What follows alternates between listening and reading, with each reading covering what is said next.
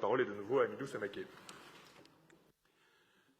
Monsieur le maire, mes chers collègues, notre société se représente le plus souvent la grande précarité, la misère, sous des traits très masculins, à l'image de la population rencontrée dans les rues la nuit, puisque 10% seulement des personnes identifiées lors de la nuit de la solidarité 2022 étaient des femmes. Et pourtant, si la précarité a un genre, celui-ci est avant tout féminin. Les femmes représentent 70% des travailleurs pauvres et 82% des parents isolés. Elles sont 63% des emplois dits non qualifiés, 78% des temps partiels et 70% des CDD et contrats intérimaires. Enfin, les pensions de droits directs des femmes représentent en moyenne 62% de celles des hommes. Alors certes, la part des femmes dans les populations sans domicile recensé est faible, mais c'est aussi parce que celles-ci ne peuvent pas comptabiliser toutes les stratégies de débrouille que les femmes peuvent être contraintes d'adopter dans leur parcours d'errance, ce qui sont nécessairement sous-évalués. Cette réalité a une conséquence.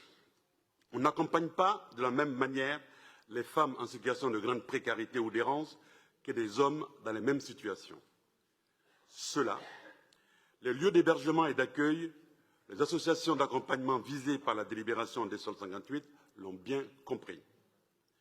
Sur l'hébergement d'abord, 3 structures sont ici soutenues par des subventions de fonctionnement ou d'investissement. Le centre d'hébergement et de stabilisation Suzanne Kepes et la résidence sociale Alix et Albert Jacquard, gérée par l'association Aurore, et le CHU Agnodis, géré par le CASVP et destiné aux femmes enceintes ou sortant des maternités. L'accueil du jour et ses indispensables actions d'accompagnement social et médical, ainsi que d'accès à l'hygiène, n'est pas en reste, avec des subventions de fonctionnement pour la cité des Dames de l'Armée du Salut, ouverte 24 heures sur 24, et l'accueil Louise et Rosalie. Enfin, 2 associations contribuent chacune à leur manière à l'accès à la santé des femmes les plus précaires. La première, la DSF, par des actions d'aller vers en santé avec, et c'est notable, la présence de bénévoles, pairs, parmi les équipes, ce qui est un gage d'adaptation à leurs besoins et de prise en compte de leurs préoccupations. Et enfin, l'association Règles élémentaires pour ses activités multiples pour faciliter l'accès aux protections périodiques par les personnes les plus précaires, association dont nous avons à plusieurs reprises pu apprécier le travail. Je terminerai par un aspect qui me semble essentiel.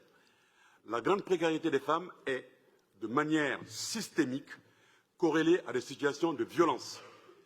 Il y a violence, souvent conjugale ou intrafamiliale, qui aboutit à la situation de rue et la violence rencontrée dans la rue ou contrainte pour s'y soustraire. Les inégalités professionnelles, salariales, qui lèsent les femmes sont aussi des maillons de la chaîne des violences que notre société commence à reconnaître et que nous devons briser si nous voulons donner sens à l'égalité, à la solidarité, aux droits humains pour tous et toutes. Enrayer la spirale des violences, cela commence par cet accompagnement des situations de grande précarité pour permettre aux femmes les plus en difficulté de retrouver pied. Je voudrais remercier l'action de ces structures et associations, remercier Léa Filoche et les services de nous proposer ce soutien et bien sûr nous engager à accorder ce dernier sans réserve. Je vous remercie. Merci beaucoup, cher Hamidou Samaké.